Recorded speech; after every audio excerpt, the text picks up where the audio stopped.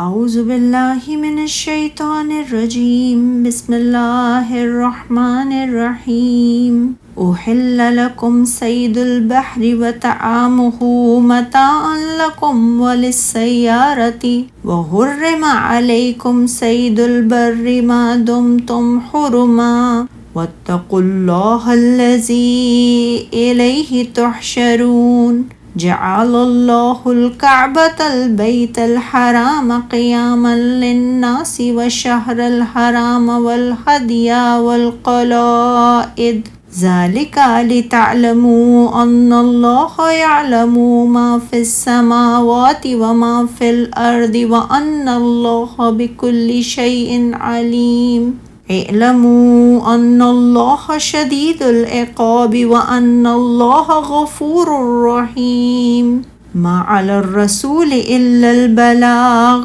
واللہ یعلم ما تبدون وما تکتمون۔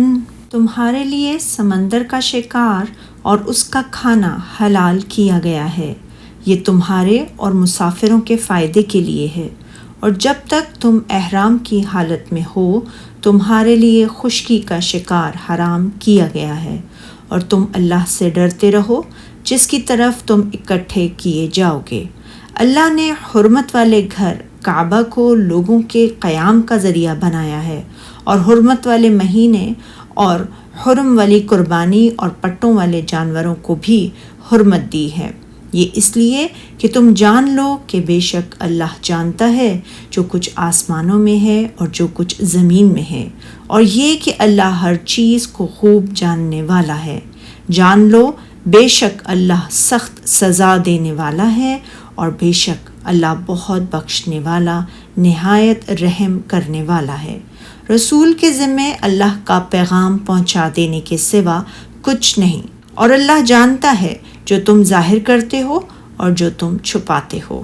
ائمہ تفسیر نے فرمایا تمہارے لیے سمندر کی چیزوں کا شکار حلال کر دیا گیا ہے، یعنی جو تر و تازہ شکار کیا جائے، اور اس کا کھانا جو اس سے خشک نمکین بطور توشک کے رکھ لیا جائے وہ حلال ہے۔ حضرت ابن عباس رضی اللہ تعالیٰ عنہ کی مشہور روایت میں ہے شکار سے مراد وہ ہے جس کا شکار کر لیا جائے، اور طعام سے مراد وہ ہے جسے وہ مردہ شکل میں پھینک دے۔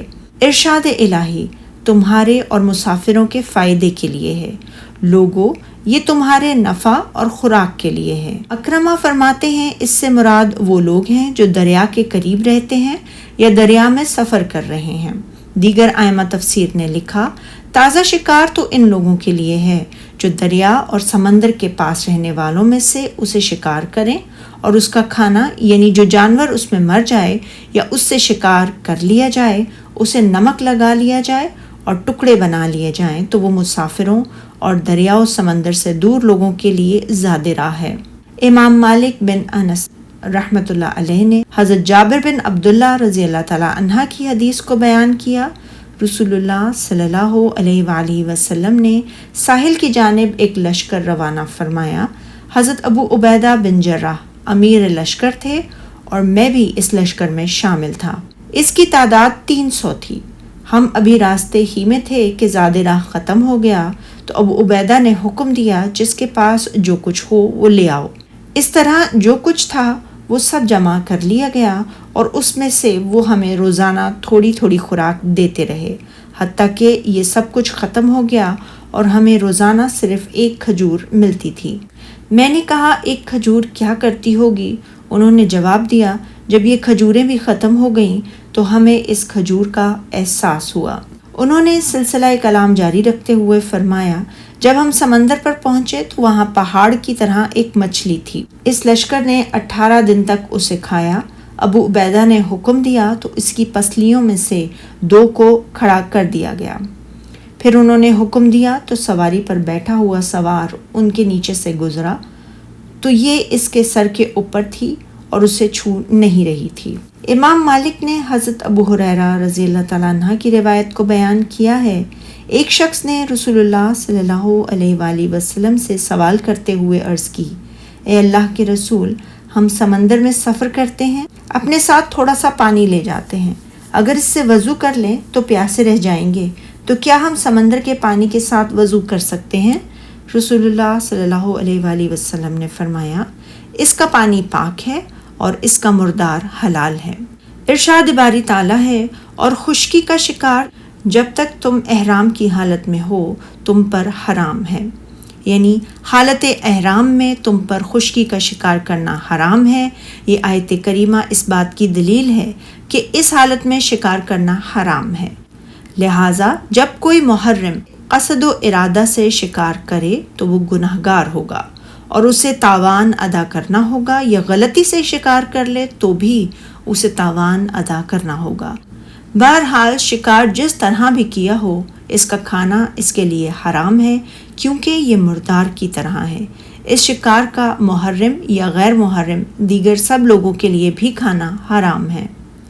اگر کسی غیر محرم نے شکار کیا ہو اور وہ محرم کو بطور ہدیہ دے دے، تو اس صورت میں اگر غیر محرم نے محرم کو ہدیہ دینے کی نیت سے شکار کیا ہو تو پھر اس کے لیے جائز نہیں ہوگا، کیونکہ مصعب بن جسامہ رضی اللہ تعالیٰ عنہ کی حدیث میں ہے، انہوں نے نبی اکرم صلی اللہ علیہ وآلہ وسلم کی خدمت میں مقام ابوا یا ودان میں ایک نیل گائے پیش کی تو آپ نے اس کے ہدیے کو لوٹا دیا، اور جب اس کے چہرے کو دیکھا تو آپ نے فرمایا، بے شک ہم نے ہدیہ اس لیے واپس کیا ہے کہ بلا شبہ ہم محرم ہیں۔ اس سے استدلال یہ ہے کہ نبی اکرم صلی اللہ علیہ وآلہ وسلم نے یہ سمجھا تھا کہ اس نے یہ شکار شاید آپ ہی کے لیے کیا ہے، اس لیے آپ نے اسے قبول نہ فرمایا، اور اگر اس نے شکار محرم کی نیت سے نہ کیا ہو تو پھر اسے کھانا جائز ہے، کیونکہ حدیث ابو قتادہ میں ہے کہ وہ حلال تھے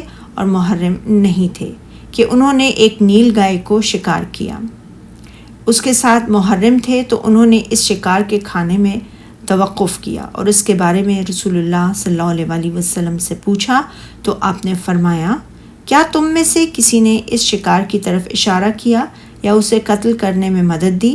صحابہ کرام نے جواب دیا، جی نہیں۔ تو آپ نے فرمایا، اسے کھا سکتے ہو، اور رسول اللہ صلی اللہ علیہ وآلہ وسلم نے بھی اسے تناول فرمایا۔ اور اللہ سے جس کے پاس تم سب جمع کیے جاؤ گے ڈرتے رہو۔ اللہ تعالیٰ نے فرمایا ہے، لوگو اللہ سے ڈرو، اس کی اطاعت بجا لاؤ، فرائض کو ادا کرو، اور جن باتوں سے اس نے منع فرمایا ہے ان سے باز آ جاؤ۔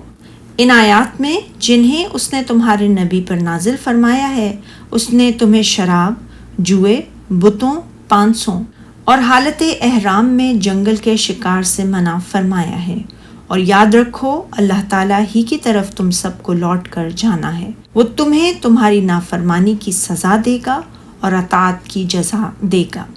اللہ نے عزت کے گھر کعبہ کو لوگوں کے قیام کا ذریعہ بنایا ہے۔ اللہ تعالیٰ فرماتا ہے، اس نے عزت والے گھر یعنی کعبے کو ان لوگوں کے لیے ستون اور نظام بنا دیا جن کے پاس کوئی ایسا سردار نہ ہو جو قوی کو کمزور پر، بدکار کو نیکوکار پر اور ظالم کو مظلوم پر زیادتی کرنے سے روک سکے، اور عزت کے مہینوں کو اور قربانی کو اور ان جانوروں کو جن کے گلے میں پٹے بندھے ہوں، ان چیزوں کو بھی اس نے اسی طرح نظام بنا دیا ہے جیسے کہ کعبہ کو اس نے نظام بنایا ہے۔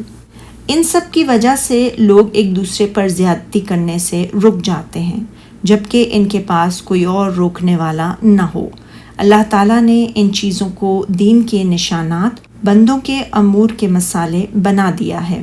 اللہ تعالیٰ نے کعبہ، حرمت والے مہینے، قربانی اور ان جانوروں کو جن کے گلے میں پٹے بندھے ہوں، ان عربوں کے لیے جو ان کی تکریم و تعظیم کرتے تھے، اس سربراہ کے قائم مقام بنا دیا ہے جو اپنے پیروکاروں کے امور کی نگہداشت کرتا ہو۔ کعبے سے مراد سارا حرم ہے۔ اسے حرام اس لیے کہا جاتا ہے کہ اس میں شکار کرنا، کانٹوں کو توڑنا اور درختوں کو کاٹنا حرام ہے۔ اسی طرح کعبے، عزت والے مہینے، قربانی اور گلے میں پٹے ڈلے ہوئے جانوروں کو بھی اللہ تعالیٰ نے عربوں کے لیے نظام حکومت کی طرح بنا دیا تھا کہ زمانہ جاہلیت میں ان کے امور و معاملات کی درستی کا انحصار انہی پر تھا، اور اسلام میں اللہ تعالیٰ نے انہیں حج و مناسک کے نشان اور نماز کا قبلہ بنا دیا ہے۔ یہ اس لیے تاکہ تم جان لو جو کچھ آسمانوں میں ہے اور جو کچھ زمین میں ہے، بے شک اللہ سب کو جانتا ہے، اور بے شک اللہ کو ہر چیز کا علم ہے۔ اللہ تعالیٰ فرماتا ہے، لوگو، میں نے ان چیزوں کو تمہارے لیے قیام اس لیے بنایا ہے تاکہ تم یہ جان لو کہ جس اللہ نے تمہاری دنیاوی مصلحتوں کے لیے ان چیزوں کو قوام بنایا ہے، وہ تمہارے نفع و نقصان سے بھی خوب آگاہ ہے۔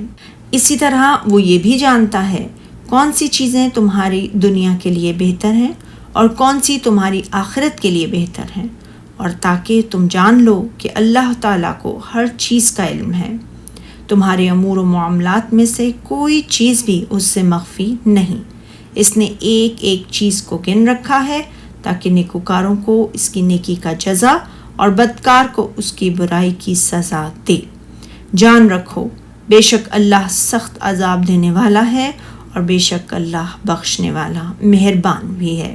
اللہ تعالیٰ فرماتا ہے، تم اس بات کو خوب جان لو، تمہارا رب جو آسمانوں اور زمین کی ہر چیز کو جانتا ہے، جس سے تمہارے ظاہری اور باطنی اعمال کی کوئی چیز بھی مخفی نہیں، وہ اپنی نافرمانی کرنے والوں کو سخت عذاب دیتا ہے اور اطاعت کرنے والوں اور اس کی طرف رجوع کرنے والوں کے گناہوں کو معاف فرما دیتا ہے۔ وہ بے حد مہربان ہے کہ توبہ کرنے والوں اور اس کی طرف رجوع کرنے والوں کو ان کے سابقہ گناہوں کی وجہ سے سزا نہیں دیتا۔ پیغمبر کے ذمے تو صرف اللہ کے پیغام کا پہنچا دینا ہے۔ جو کچھ تم ظاہر کرتے ہو اور جو کچھ مخفی کرتے ہو، اللہ کو سب معلوم ہے۔ یہ اللہ تعالیٰ کی طرف سے بندوں کے لیے سرزنش اور وعید ہے۔ ہمارے اس رسول کے ذمے جسے ہم نے تمہاری طرف بھیجا ہے، یہ ہے کہ وہ تم تک ہمارے پیغام کو پہنچا دے، پھر اطاعت پر ثواب اور معصیت پر عذاب دینا ہمارا کام ہے۔ اور ہم سے نہ وہ شخص مخفی ہے جو اطاعت کرے اور ہمارے پیغام کو قبول کر لے، اور نہ وہ جو نافرمانی کرے اور پیغام قبول کرنے سے انکار کر دے، کیونکہ ہم تم میں سے ہر شخص کے عمل کو جانتے ہیں، اور یہ بھی جانتے ہیں کہ اس نے اپنے اعضاء کے ساتھ کیا عمل سر انجام دیا اور زبان کے ساتھ کیا لفظ بولا ہے۔